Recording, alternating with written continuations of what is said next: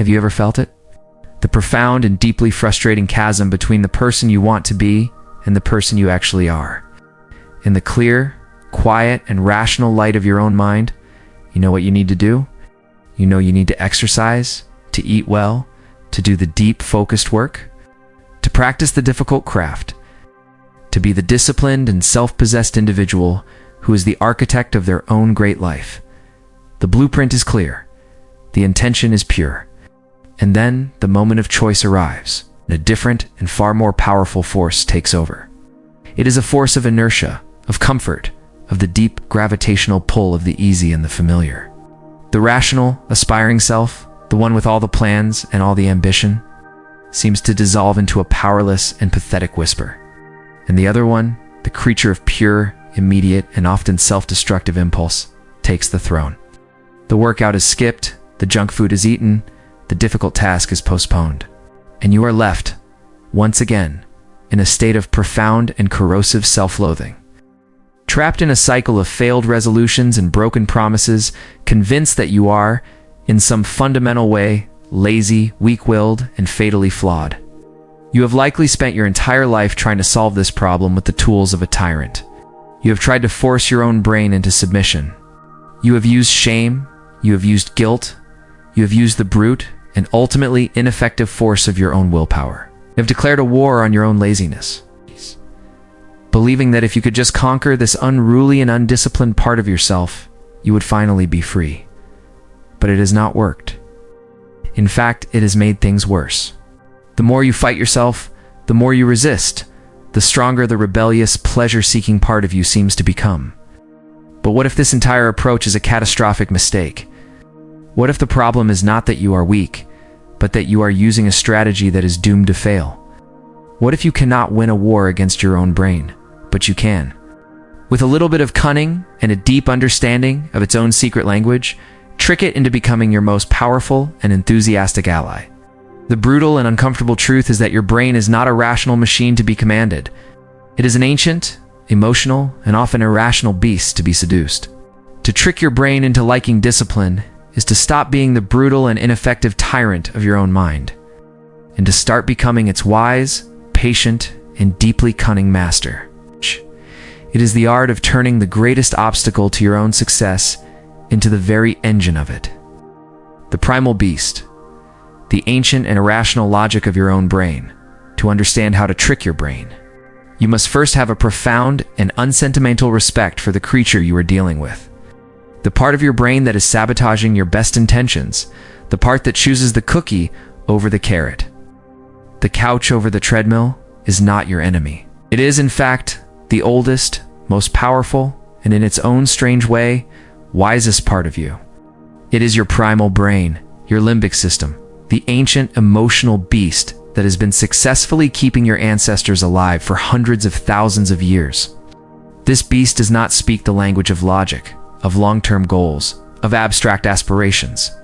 It speaks a far more ancient and far more powerful language. It speaks the language of survival, and its entire operating system is based on 3 and only 3 brutally simple and non-negotiable laws. 1. Seek pleasure. 2. Avoid pain. And 3. Do both with the least amount of effort possible.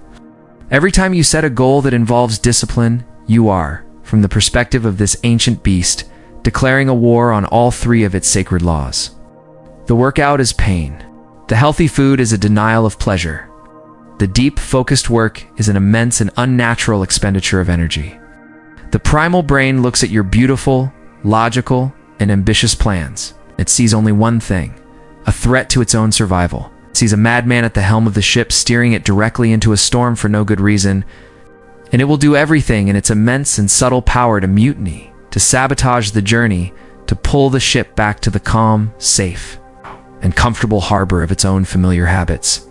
Your willpower, your conscious, rational mind, is a tiny, flickering candle in the face of this ancient evolutionary hurricane. To try to defeat this beast with the brute force of your will is like trying to hold back the tide with a sandcastle. You may succeed for a little while, through a heroic and exhausting effort, but you will, inevitably, be overwhelmed. The path to victory is not through a direct confrontation. The path to victory is through guile, through cunning, through the art of the trickster.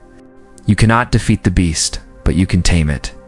And you tame it by learning to speak its own language. The seduction of the first step, the art of the micro-commitment. The first and most powerful trick in the art of seducing your own brain is to understand its profound and almost pathological fear of effort. The primal brain is an energy conservation machine. When it is faced with a large, intimidating, and effortful task, go to the gym for an hour, write a 10-page report, clean the entire house. It will trigger a massive and often overwhelming resistance response. This is the feeling of "I just can't." The trick is not to fight this resistance, but to sneak around it. You must learn to lie to your own brain. You do this by breaking down the terrifying monumental task into a ridiculously, almost insultingly, small first step.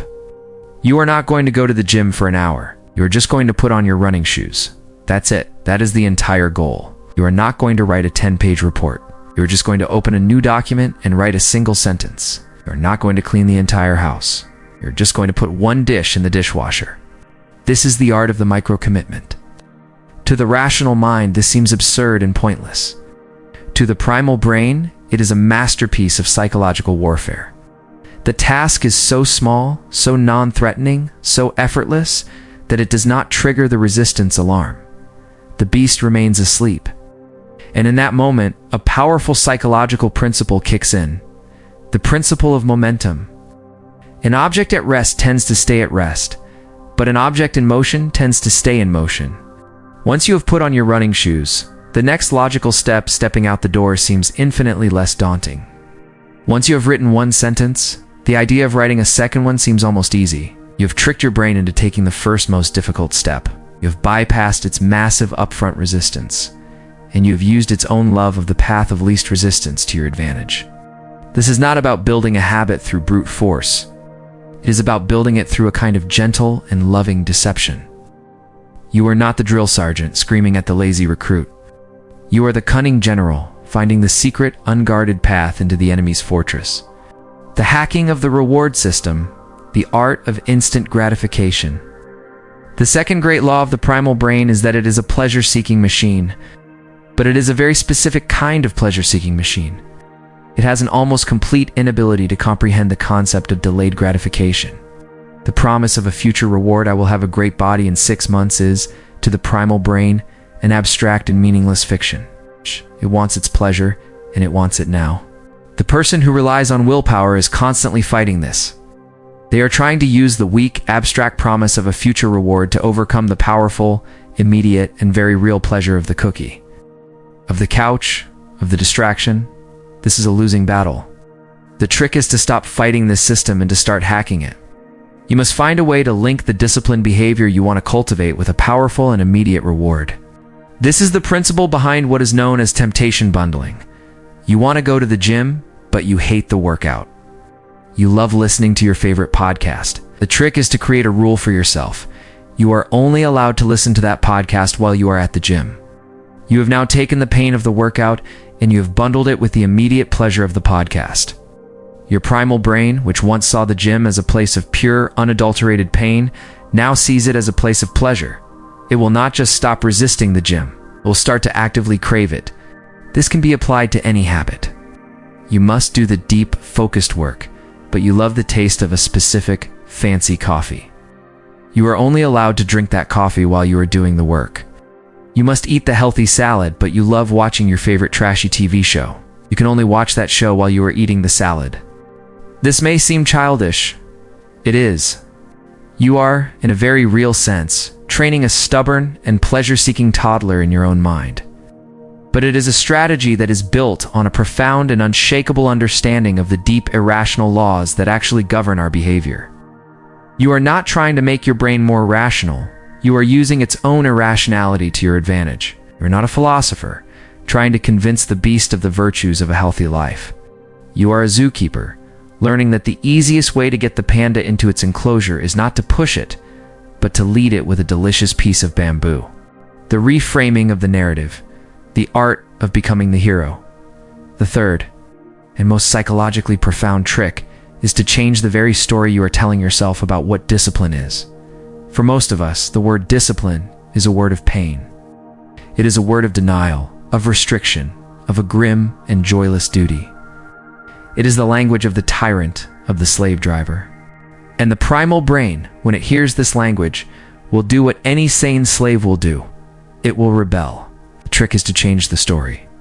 You must, in a very deliberate and creative act of self-mythologizing, reframe the act of discipline not as an act of self-punishment, but as an act of self-love, of self-creation, of a heroic and thrilling adventure. You are not forcing yourself to go to the gym. You are a warrior, forging your own body into a weapon. You are an alchemist, transmuting the lead of your own inertia into the gold of your own vitality. The pain of the workout is not a punishment. It is the sacred and glorious pain of your own becoming. You are not restricting yourself from the junk food. You are a high-performance athlete. You are choosing to put only the highest grade fuel into your magnificent machine. You are a sovereign king or queen, and you are refusing to allow the cheap, poisonous garbage of the outside world to enter your sacred kingdom. You're not making yourself do the difficult, focused work. You are a master artisan, and you are stepping into your sacred workshop to hone your craft. You are an explorer, and you are venturing into the dark and unknown jungle of a new idea, armed only with your courage and your machete of focus. This is not just a silly word game. It is a profound act of psychological alchemy. You are transforming the narrative from one of slavery to one of heroism. You are taking the very same set of actions, the very same set of discomforts, and you are imbuing them with a new and powerful meaning. And meaning, as the great psychologist Viktor Frankl taught us, is the one force that can allow a human being to endure any hardship. The primal brain may not understand logic, but it understands a good story. It understands the language of myth, of archetypes, of the hero's journey. By reframing your discipline in these terms, you are not just tricking the beast, you are recruiting it. You are giving it a role in a grand and exciting adventure. And a beast that has been given a heroic purpose is no longer a lazy and rebellious saboteur. It is a loyal and powerful steed, ready to carry you through any fire. The end of the war, the birth of a new and integrated self. What is the result of this strange and circuitous journey? What happens when you stop being the tyrant of your own mind and start becoming its cunning and compassionate trickster? You do not become a machine of perfect robotic discipline. You become something far more rare and far more powerful. You become a person who is no longer at war with themselves. The old agonizing cycle of resolution, rebellion, and shame begins to dissolve. It is replaced by a new and more graceful dance, a dance of gentle deception, of playful negotiation, of a deep and growing sense of partnership with the ancient and powerful creature that lives within you. You have not conquered the beast. You have befriended it. You have not silenced its desires. You have learned to speak its language, and to gently and skillfully redirect its immense and powerful energy towards your own higher goals. This is the beginning of true freedom. It is not the fragile freedom of a willpower that is constantly on the verge of collapse. It is the deep, resilient, and unshakable freedom of a soul that has learned to integrate its own paradoxical nature. You have embraced the profound and uncomfortable truth that you are not oneself, but two. You are a rational, aspiring God, and you are a pleasure-seeking, comfort-loving animal. And you have learned that the path to a great life is not to have the God murder the animal, but to have the God learn how to be a wise and loving master to it. This is the great and almost entirely forgotten secret of all self-mastery. It is not an act of war. It is an act of love. It is an act of profound and compassionate trickery. And it is a path that is available to you right now, in this very moment. You do not need more willpower. You do not need to be a better person. You simply need to be a smarter one. You need to stop being the foolish and brutal king who is trying to rule his kingdom through fear and brute force. You need to become the wise and cunning magician, the one who understands the secret, hidden language of the very beast you are trying to control. And in that understanding, you will not just find the discipline you have been so desperately seeking. You will find a form of peace, of power, and of profound and deeply joyful self-acceptance that you never just, in your wildest and most disciplined dreams, thought possible.